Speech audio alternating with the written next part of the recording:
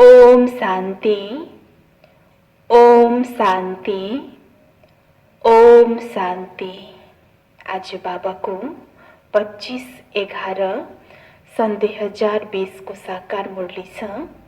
मुरली को मुख्य सार में मीठे बच्चे ऊंची से ऊंच पद पाना है तो याद की यात्रा में मस्त रहो, यही है रूहानी फांसी, बुद्धि अपने घर में लटकी रहे। तो बाबाले आज मुरलीको सारमा भन्नुहुन्छ कि उच्चता उच्च पद प्राप्ति गर्नको लागि यादको यात्रामा मस्त रहो। त बाबाले भन्नुहुन्छ सदा बुद्धिलाई परमधाम घरमा लटकाइराख भनेर आज बाबाले मुरलीको सारमा भन्नुभयो। प्रश्नमा जिनकी बुद्धि में ज्ञान की धारणा नहीं होती है उनकी निशानी क्या होगी। बाबाले प्रश्न सोध्नुहुन्छ, जिसको बुद्धिमा ज्ञानको धारणा हुँदैन उसको निशानी के देखिन्छ त। बाबाले उत्तरमा भन्नुहुन्छ, वो छोटी छोटी बातों में नाराज होते रहेंगे। जिनकी बुद्धि में जितना ज्ञान धारणा होगा उतने उसे खुशी रहेगी। बुद्धि में अगर यह ज्ञान रहेगी अभी दुनिया को नीचे जाना ही है, इसमें नुकसान ही नुकसान होगा, तो कभी रंज नहीं होंगे, सदा खुशी में रहेंगे। तो बाबाले उत्तरमा भन्नुभयो कि जसको बुद्धिमा ज्ञानको धारणा हुँदैन उसको निशानी। त बाबा भन्नुहुन्छ कि सानो सानो कुरामा पनि ऊ नाराज हुन्छ भनेर बाबाले उत्तरमा भन्नुहुन्छ। र जसको बुद्धिमा ज्ञानको धारणा हुन्छ तो सदा खुश रहन सक्छ भनेर बाबाले उत्तरमा भन्नुभयो। ओम शांति। मीठी मीठी रूहानी बच्चों प्रति रूहानी बाप बैठ समझाते हैं। बच्चे समझते हैं ऊंचे से ऊंचे भगवान को कहा जाता है। आत्मा का बुद्धि योग घर की तरफ जाना चाहिए, परंतु ऐसा एक भी मनुष्य दुनिया में नहीं है जिनको यह बुद्धि में आता हो। सन्यासी लोग भी ब्रह्म को घर नहीं समझते। वो तो कहते हैं हम ब्रह्म में लीन हो जाएंगे, तो घर थोड़े ही हुआ। तो बाबाले भन्नुहुन्छ कि अहिलेको समयमा कसैको पनि बुद्धि घरमा छैन, किन भन्दा घरको परिचय छैन। त्यसकारण बाबाले भन्नुहुन्छ साधु सन्तले पनि ब्रह्मलाई त याद गर्छन्, परमधामलाई त याद गर्छन्, तर त्यो हाम्रो घर हो भन्ने ज्ञान उनीहरूलाई पनि छैन भनेर बाबाले भन्नुहुन्छ। घर में ठहरना होता है, तुम बच्चों की बुद्धि में वहां रहनी चाहिए। जैसे कोई फांसी पर चढ़ता है ना, तुम अब रूहानी फांसी पर चढ़े हुए हो। अंदर में हमको ऊंचे से ऊंच बाप आकर ऊंचे से ऊंचा चलाते हैं, ऊंचे से ऊंच घर ले चलते हैं।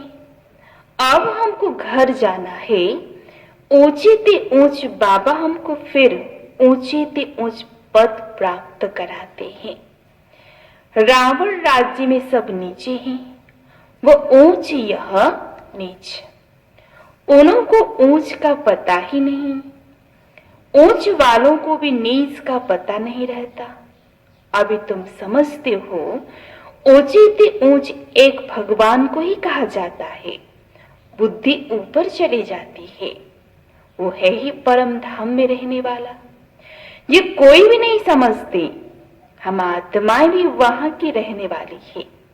यहाँ आते ही सिर्फ पाठ बजाने के लिए।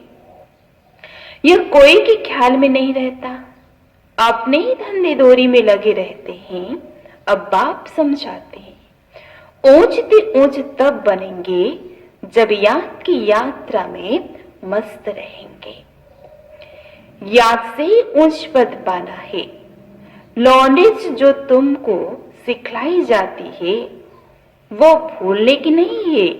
छोटे बच्चे भी वर्णन करेंगे। बाकी योग की बात को बच्चे नहीं समझेंगे।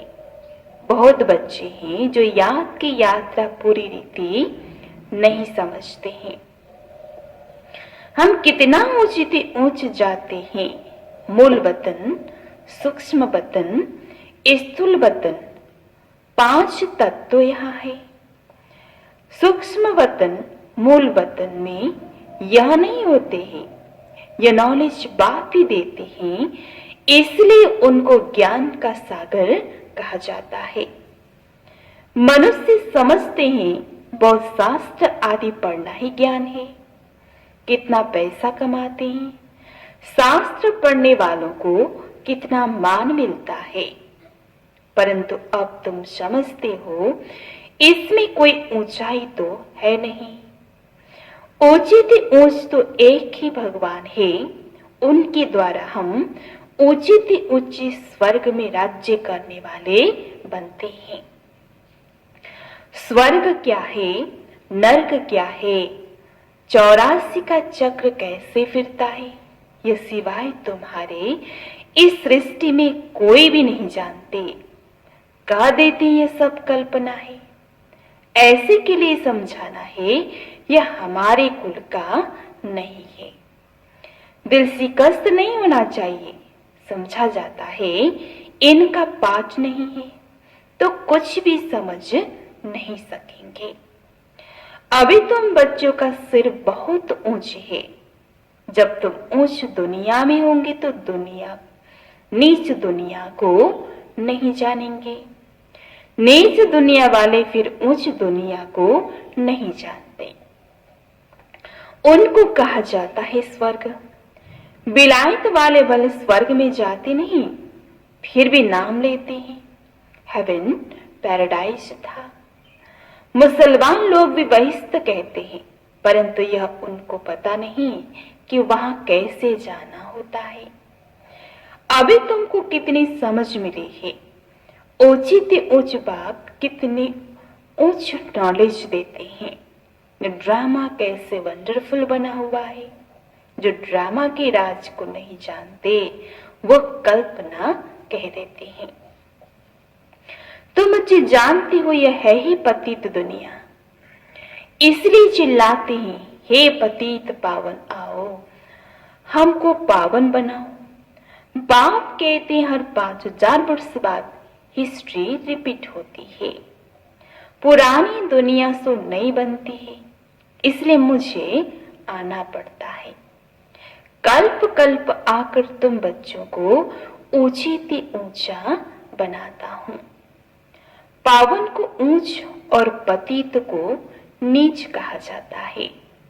यही दुनिया नई पावन थी, अभी तो पतित है। यह बातें तुम्हारे में भी नंबरवार है जो समझते हैं। जिनकी बुद्धि में यह बात रहती है वो सदा खुश रहते हैं। तो बाबले भन्नु छ जसको बुद्धिमा जो ज्ञान छ, ज्ञानको चिन्तनमा रहन्छ वो सदा खुश हुन्छ। बाबाले भन्नुहुन्छ बुद्धि में नहीं है तो कोई ने कुछ कहा, कुछ नुकसान हुआ तो रंज हो जाते हैं। बाबा कहते हैं अब इस नीच दुनिया का अंत आना है। यह है ही पुरानी दुनिया। मनुष्य कितना नीच बन जाते हैं, परंतु यह कोई समझते थोड़ी ही कि हम नीच हैं। भक्त लोग हमेशा सिर झुकाते हैं। नीचे के आगे सिर झुकाना थोड़ी होता है, पवित्र के आगे सिर झुकाना होता है। सत्य में कभी ऐसा नहीं होगा। भक्त लोग ही ऐसा करते हैं। बाप तो ऐसा नहीं कहते सिर झुका कर चलो। नहीं, यह तो पढ़ाई है। गॉडफादरली यूनिवर्सिटी में तुम पढ़ रहे हो तो कितना नशा रहना चाहिए। ऐसे नहीं सिर्फ यूनिवर्सिटी में नशा रहे, घर में उतर जाए। घर में नशा रहना चाहिए। या तो तुम मुझे जानते हो शिव बाबा हमको पढ़ाते हैं, या तो कहते हैं कि मैं थोड़े ही ज्ञान का सागर हूं। ये बाबा भी ज्ञान का सागर नहीं है। सागर से नदी निकली है ना, सागर तो एक ही है, ब्रह्मपुत्र सबसे बड़ी नदी है। बहुत बड़े स्टीमर्स आदि है, नदियां तो बाहर भी बहुत है। पतित पावनी गंगा ये सिर्फ यहां ही कहते हैं। बाहर में कोई भी नदी को ऐसे नहीं कहेंगे। पतित पावनी नदी है तो गुरु की कोई दरकार ही नहीं। नदियों में तालाब में कितना भटकते रहते हैं। कहां तो तालाब ऐसे गंदे होते हैं, बात मत पूछो। उसकी मिट्टी उठाकर रगड़ते रहते हैं। अब बुद्धि में आया है ये सब नीचे उतरने के रास्ते हैं। वो लोग कितना प्रेम से जाते हैं। अब तुम समझते हो कि इस ज्ञान से हमारी आंखें ही खुल गई है। तुम्हारे ज्ञान की तीसरा नेत्र खुली है। तुम्हारी ज्ञान की तीसरी आंख खुली है। आत्मा को तीसरा नेत्र मिलता है, इसलिए त्रिकालदर्शी कहते हैं। तीनों कालों का ज्ञान आत्मा में आता है। आत्मा तो बिंदी है, उसमें नेत्र कैसे होगा? ये सब समझने की बातें हैं। ज्ञान के तीसरे नेत्र से तुम त्रिकालदर्शी त्रिलोकीनाथ बनते हो। नास्तिक से आस्तिक बन जाते हो। आगे तुम रचयिता और रचना के आदि मध्य अंत को नहीं जानते थे। अभी बाप द्वारा रचना के आदि मध्य अंत को जानने से तुमको वर्षा मिल रहा है। यह नॉलेज है ना, हिस्ट्री ज्योग्राफी भी है, हिसाब किताब है ना। अच्छा तीखा बच्चा हो तो हिसाब करे, हम कितने जन्म लेते हैं इस हिसाब से, और धर्म वालों के कितने जन्म होंगे। परंतु बाप कहते इन सब बातों में जास्ती माथा मारने की दरकार नहीं है। टाइम वेस्ट हो जाएगा, यहां तो सब भूलना है। यह सुनाने की दरकार नहीं। तुम तो रचता बाप की पहचान देते हो जिसको कोई नहीं जानते। शिव बाबा भारत में ही आते हैं, जरूर कुछ करके जाते हैं, तब तो जयंती मनाते हैं। गांधी अथवा कोई साधु आदि होकर गए, उनके स्टैम्प बनाते रहते हैं, फैमिली प्लानिंग के स्टैम्प बनाते हैं। अभी तुमको तो नशा है। हम तो पांडव गवर्नमेंट है, ऑलमाइटी बाबा की गवर्नमेंट है। तुम्हारा यह कोट ऑफ आर्मर्स है और कोई इस कोट ऑफ आर्मर्स को जानते ही नहीं। तुम समझते हो कि विनाश काले प्रेत बुद्धि हमारी ही है। बाप को हम बहुत याद करते हैं। बाप को याद करते करते प्रेम के आंसू आ जाते हैं। बाबा आप हमें आधा कल्प के लिए सब दुखों से दूर कर देते हो, और कोई गुरु व मित्र संबंधी आदि किसी को भी याद करने की दरकार नहीं रहती। एक बाप को ही याद करो। सवेरे का टाइम बहुत अच्छा है। बाबा आपकी तो बड़ी कमाल है। हर 5000 वर्ष बाद आप जगाते हो। सभी मनुष्य मात्र कुंभकर्ण की आसुरी नींद में सोए हुए हैं, अर्थात अज्ञान अंधेरे में है। अभी तुम समझते हो भारत का प्राचीन योग तो यह है। बाकी जो भी इतने हठ योग आदि सिखलाते हैं वो सब है एक्सरसाइज, शरीर को तंदुरुस्त रखने के लिए। अभी तुम्हारी बुद्धि में सारा ज्ञान ही तो खुशी रहती है। यहां आते हो बाबा, यहां आते हो, समझते हो बाबा रिफ्रेश करते हैं।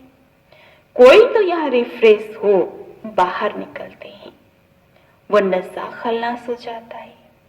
नंबर बार तो है ना। बाबा समझाते यह है ही पतित दुनिया, बुलाती भी है पतित पावन आओ, परंतु अपने को पतित समझते थोड़ी ही है, इसलिए पाप धोने जाते हैं। लेकिन शरीर को थोड़े ही पाप लगता है। बाप तो आकर तुम्हें पावन बनाती हैं और कहती हैं मामी कम याद करो तो तुम्हारे भी कर्म विनाश होंगे। ये ज्ञान अभी तुमको मिलता है। भारत स्वर्ग था, अभी नरक है। तुम बच्चे तो अभी संगम पर हो। कोई विकार में गिरते हैं तो फेल होते हैं, तो जैसे नरक में जाकर गिर पड़ते हैं। 5 मंजिल से गिर पड़ती, फिर 100 गुना सजा खानी पड़ती है। तो बाप समझाते हैं कि भारत कितना ऊंच था, अब कितना नीचे है। अब तुम कितना समझदार बनते हो, मनुष्य कितने बेसमझ है। बाबा तुमको यहाँ कितना नशा चढ़ाती, फिर बाहर निकलने से नशा कम हो जाती है, खुशी उड़ जाती है। स्टूडेंट कोई बड़ा इम्तिहान पास करते हैं तो कभी नशा कम होता है क्या? पढ़कर पास होते हैं, फिर क्या क्या बन जाते हैं। अभी देखो दुनिया का क्या हाल है। तुमको ऊंची से ऊंच बाप आकर पढ़ाते हैं। सो भी है निराकार, तुम आत्माएं भी निराकार हो, यह पाठ बजाने आई हो। ये ड्रामा का राज बाप ही आकर समझाते हैं। इस सृष्टि चक्र को ड्रामा भी कहा जाता है। उस नाटक में तो कोई बन जाती है, यह तो है बेहद का नाटक। यथार्थ रीति तुम बच्चों की बुद्धि में है। तुम जानते हो हम यहाँ पाठ बजाने के लिए आते हैं। हम बेहद के एक्टर्स हैं, यहाँ शरीर लेकर पाठ बजाते हैं। बाबा आया हुआ है, यह सब बुद्धि में होना चाहिए। बेहद का ड्रामा कितना बुद्धि में रहना चाहिए।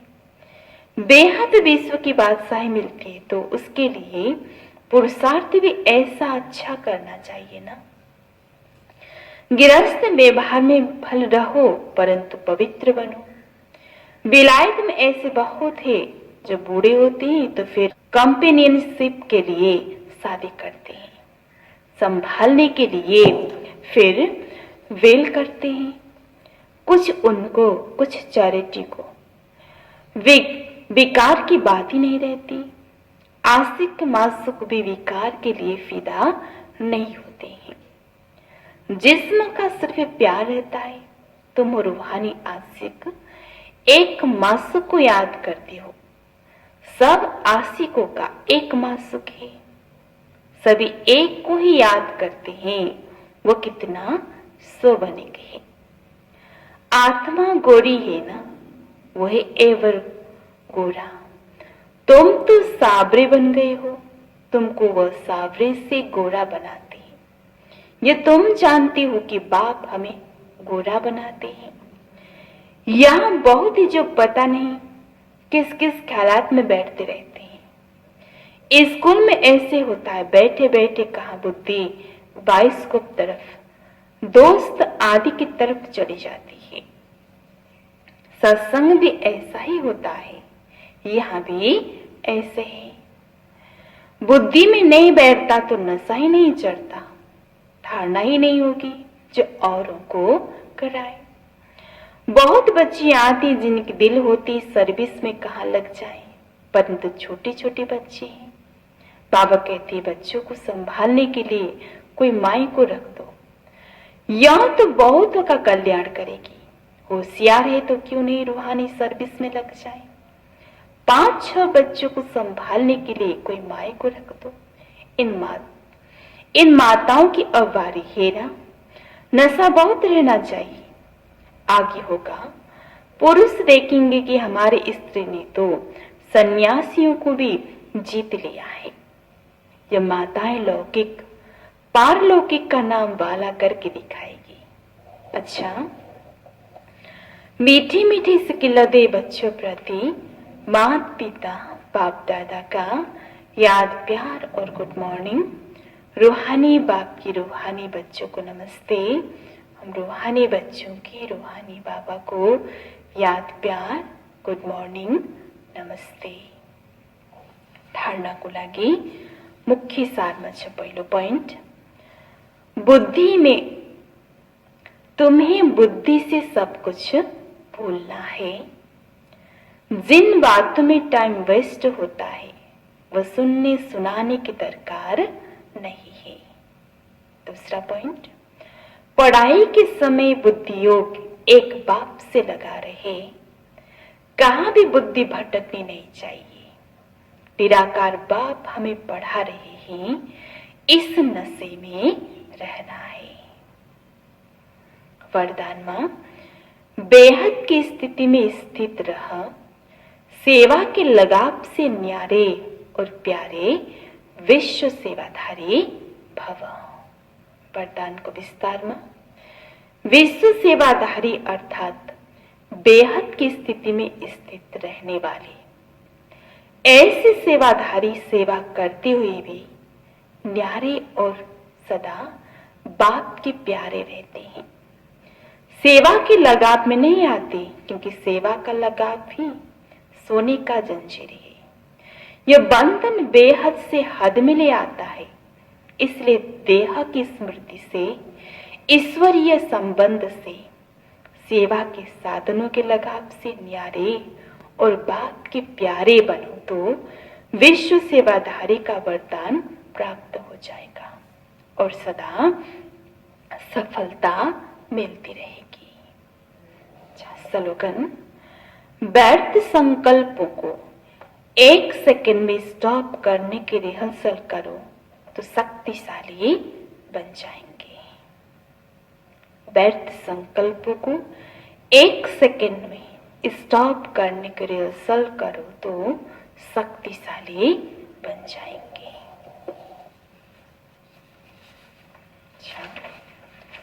बाबाले मुरली को सार में बनवे मीठे बच्चे, ओचित ऊंच पद पाना है तो याद में मस्त रहो। यही है रूहानी फांसी, बुद्धि अपने घर में लटकी रहे।